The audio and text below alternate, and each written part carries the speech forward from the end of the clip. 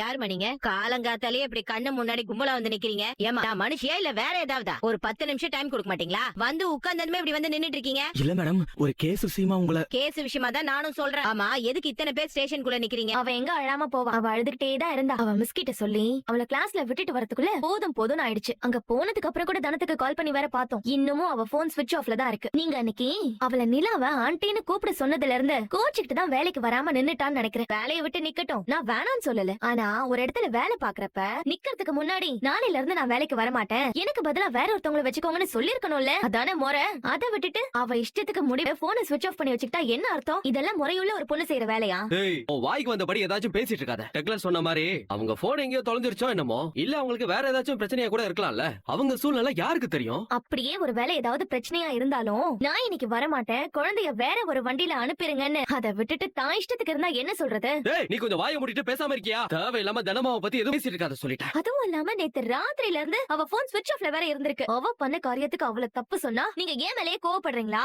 ராதிகா, பேப்பர்ல வர எல்லா நியூஸுமே உண்மையான ஆயிருமா? நீ கொஞ்சம் பொறுமையா இரு. என்ன ஏதுன்னு கொஞ்சம் யோசிப்போம்.